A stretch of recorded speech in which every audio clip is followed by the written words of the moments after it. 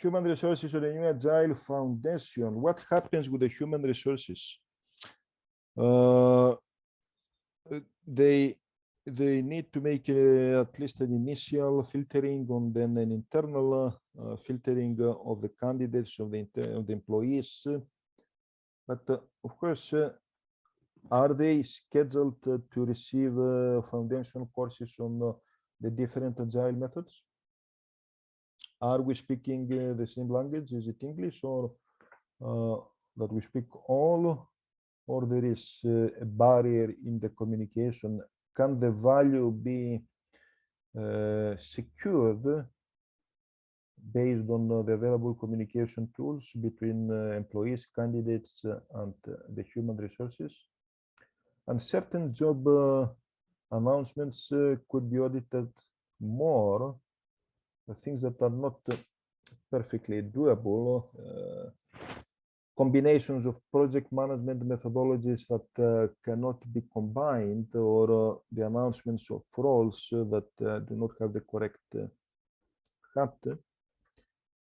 Of course, there are many companies that already did this step. They offer some training to the human resources, so they can be of assistance, of maximum assistance, and not create confusion. But if you don't do this, then it is a challenge, it is a problem, it is something that can be solved, and it should be solved. And the perception of the agile, both skills and mindset, as a soft skill is something that needs particular attention. And the weighting of agility compared to hard technical skills, how far the value of being agile can it go compared to hard skills, or the companies decide to treat the agile certifications and skills in general as hard. These are important points, and the resistance has its root in the unwillingness to take foundation training, and of course to adapt.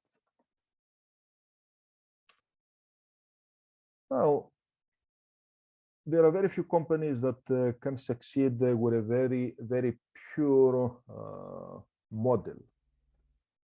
The need to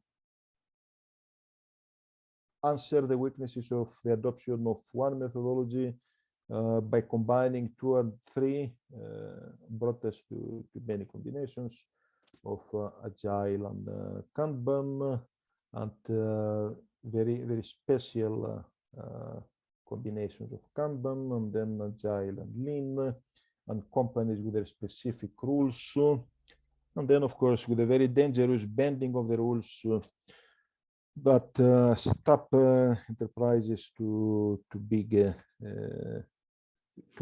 purely agile, which is of course a very well-known danger, that if the very few strict rules are not respected, then there is an issue of actually not doing something which is as it should be, and of course eventually you do not receive the rewards that you were expecting to receive. And then we have the scaled agile attempts that can work very well, but they are much more fresh and much more new than the classic agile methodologies. And who is going to be responsible for all this? Is going to be the project management office that is going to adapt periodically the methodologies, and of course guaranteeing to the maximum of its capacity that they are understood and respected, or we're going to have internally change managers, or we're going to hire external consultants.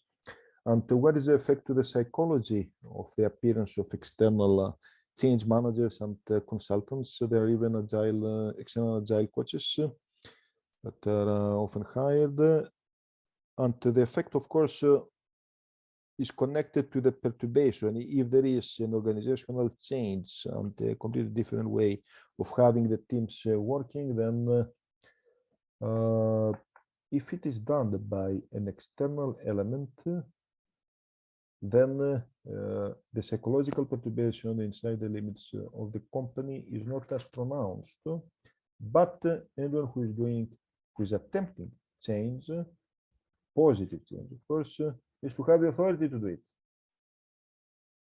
Few things are more frequent than bending of the rules, if we can call them rules, by the employees, and then using the 360 evaluation reality as a way to maintain a positive status for themselves. How the change is going to bring the maximum positive financial and technical points. Georgios?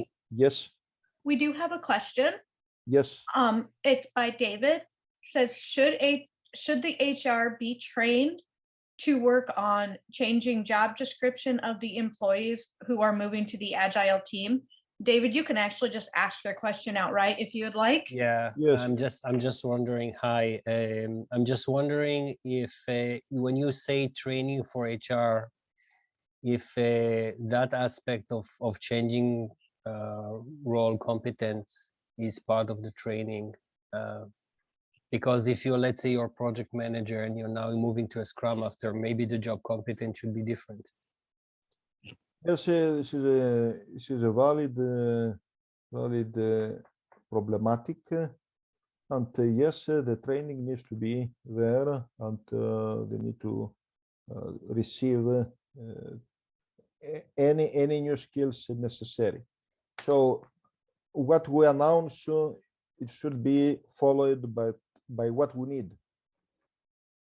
So if a project manager is becoming a Scrum Master, of course, in the job announcement, it should be mentioned clearly, and everybody needs to have the necessary training to advertise the role and then to work on the role.